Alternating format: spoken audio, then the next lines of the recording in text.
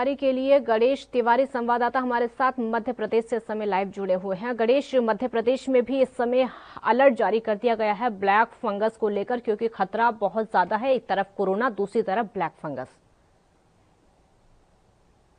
निश्चित तौर पर देखिए काजल, लगातार जहां अभी कोरोना के आंकड़े लगातार बढ़ रहे थे, कोरोना से पूरा देश त्रस्त था, ऐसे में अचानक से अब जो है ब्लैक फंगस नामक बीमारी भी इन्हें इजाद पा लिया है। तो ऐसे में मध्य प्रदेश में भी सबसे ज्यादा जो है ब्लैक फंगस के जो आसार हैं, जो उसके मरीज हैं, वो अब बढ़ते दिख रहे हैं। अगर कोरोना के बाद अब ब्लैक फंगस की भी बात करें तो ब्लैक फंगस के भी वही समस्याओं से देश और प्रदेश जूझना चालू हो गया है। जैसा कि पहले भी रेमडेसिविर इंजेक्शन को लेकर कोरोना बीमारी की अगर बात करें, कोरोना महामारी की बात करें, तो कोरोना के समय में हमने देखा है कि लगातार जो है तमाम इंजेक्शन और दवाइयों की किल्लत सी दिख रही थी। अब एक बार फिर ब्लैक फंगस जो है कोरोना के बाद उसने अपनी जकड़ में लोगों को लेना चालू कर दिया है और लगातार ब्लैक फंगस की बात करें तो मध्य प्रदेश में भी आंकड़े बढ़ते दिख रहे हैं। अगर मध्य प्रदेश में पूरे बात करें तो 575 के समथिंग जो है ब्लैक फंगस के मामले सामने आए, जिसमें 31 लोगों की मौत भी ब्लैक फंगस की वजह से हो चुकी है। लेकिन सबसे बड़ी बात है कि जो इंजेक्शन है,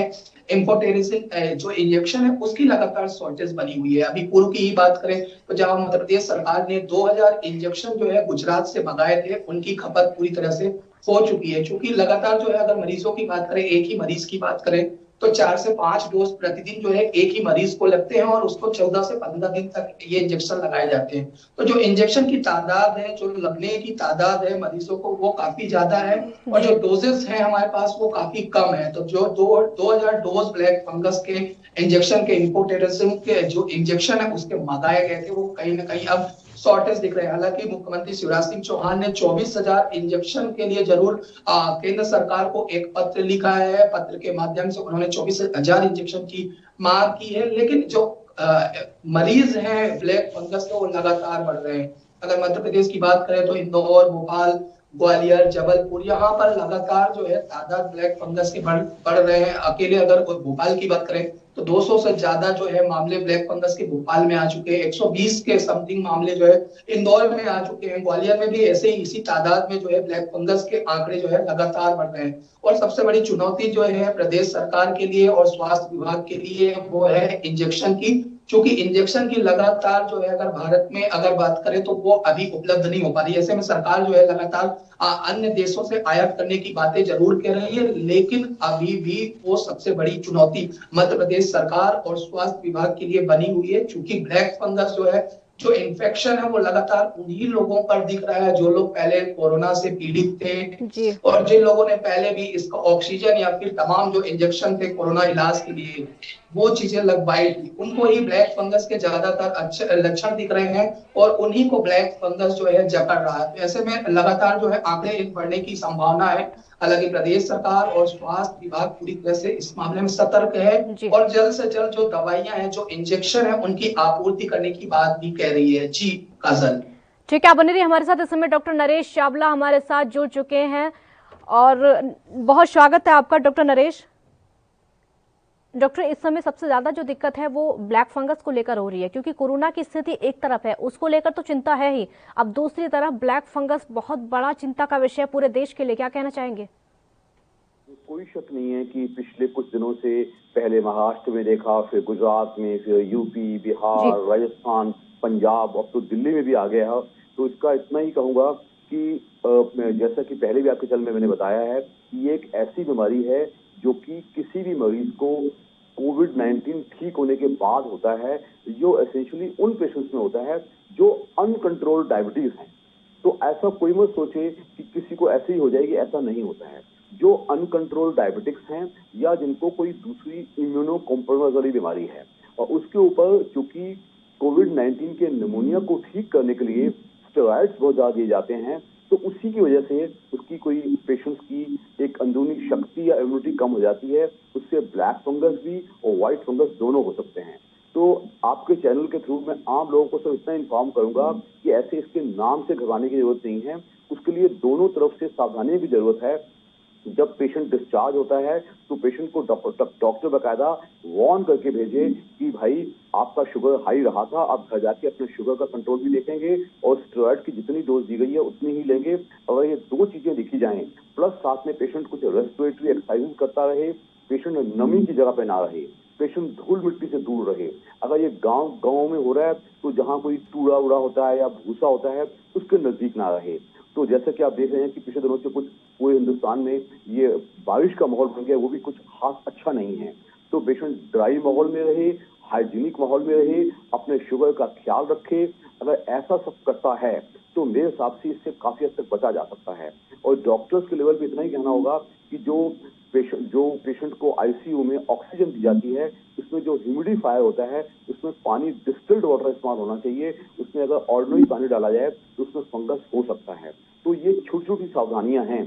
तो मैं कहूंगा कि ये बीमारी ऐसी है कि जिसमें इलाज बहुत मुश्किल होते हैं, बहुत महंगे होते हैं और मृत्यु दर बहुत ही ज्यादा है।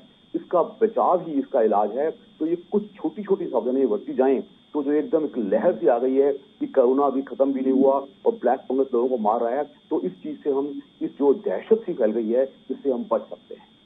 डॉक्टर चावला, एक सबसे बड़ा सवाल है जो कि कोविड पेशेंट को ये हो रहा है, जो कोविड से ठीक हो जाते हैं उसके बाद ये हो रहा है, क्या ये मैंडेटरी है कि उन्हीं लोगों को हो रहा है जिनको पहले कोरोना हुआ हो, या फिर ठीक ठाक जो लोग हैं उनको भी हो सकता है? देखिए, जो ये एकदम ये बड़ी लहर के रूप में आया है, ये तो आजकल कोविड-19 के पेशेंट्स को ही हो रहा है।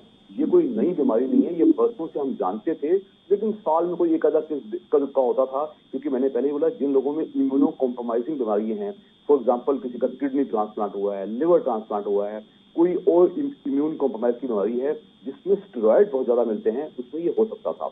लेकिन वंस इन ए वाइल कोई साल में एक आधा केस होता था। लेकिन जो ऐसा हो रहा है कि 2-2 हजार केस, 1000 केस, कई किसी प्रांत में कोई ज्यादा हो रहे हैं, वो तभी हो रहा है। ये सब वो पेशेंट्स हैं जो कि जिनको कि आईसीयू में एडमिट होके नाक के थ्रू ऑक्सीजन या बाईपैप या इनहेलेशन थेरेपी दी जाती है और साथ में हाई डोज ऑफ स्टेरॉइड दिए जाते हैं और साथ में वो डायबिटीज के अनकंट्रोल पेशेंट है। ये आप मान लीजिएगा, अगर आप अनकंट्रोल डायबिटिक नहीं हो तो आपको बहुत ज्यादा डरने की जरूरत नहीं है। जब आम जनता ऐसे मत डरे, ऐसे नहीं होगा। और हर लेवल पे सावधानियां बरती जाएं तो इतनी दहशत की जरूरत मेरे हिसाब से नहीं होनी चाहिए। जी, आप बने रहिए हमारे साथ। गणेश, महाराष्ट्र में चाहे दिल्ली में, जिस तरीके से हम देख रहे हैं आंकड़े लगातार निकलकर सामने आ रहे हैं, मध्य प्रदेश की सरकार कितनी तैयार है? देखिए, अगर महाराष्ट्र और दिल्ली की बात करें तो लगातार जो है महाराष्ट्र, गुजरात में भी ब्लैक फंगस के आंकड़े लगातार बढ़ रहे हैं। इससे भी उन्हीं की वजह से मध्य प्रदेश में भी अगर बात करें तो चूंकि मध्य प्रदेश में अगर कोरोना की बात करें तो कोरोना के आंकड़े हमने देखा है कि अप्रैल माह की बात करें तो लगातार जो है मध्य प्रदेश में भी आंकड़े काफी ज्यादा बढ़ते नजर आए थे और देश का 7वां राज्य बन चुका था एक समय कोरोना के आंकड़ों को लेकर। तो ऐसे में भारी तादाद में कोविड के मरीज जो है देखने को सामने आते हैं। और जैसा कि डॉक्टर साहब ने भी कहा है कि ज्यादातर ब्लैक फंगस उन्हीं लोगों को हो रहा है जो लोग पहले ही कोरोना पेशेंट रहे हैं और ठीक हो चुके हैं, जिन्हें डायबिटीज था। तो ऐसे में सबसे बड़ी चुनौती उन्हीं लोगों के लिए, हालांकि सरकार पूरी तरह से इस पर तैयार है। अगर इलाज की बात करें तो मध्य प्रदेश की बात करें तो सरकार ने ब्लैक फंगस को महामारी मानते हुए इसका इलाज पूरी तरह से निःशुल्क किया है। और सबसे बड़ी शॉर्टेज जो है, समस्या है, वो है इंजेक्शन की। जो इंजेक्शनों की खपत है लगातार बढ़ रही है, तो उन इंजेक्शनों की आपूर्ति करने के लिए सरकार पूरी तरह से अभी हाल ही में गुजरात के जैसे 2000 डोज करीब जो है सरकार ने मंगाए थे और 24,000 इंजेक्शन। बिल्कुल गणेश, बहुत शुक्रिया आपका। डॉक्टर चावला, अगला सवाल मेरा आपसे होगा भी, आप ब्लैक और व्हाइट फंगस की बात आप कर रहे थे। ये जो फंगस है, इसके जो सिम्टम्स हैं सिर्फ फेस पर दिखाई दे सकते हैं या फिर किसी शरीर के और जगह पर भी, किसी और अंग पर भी दिखाई दे सकते हैं? कि मैं आपके व्यूअर्स को बताऊंगा जो ब्लैक फंगस है वो कैसे होगा। पेशेंट डिस्चार्ज होकर घर गया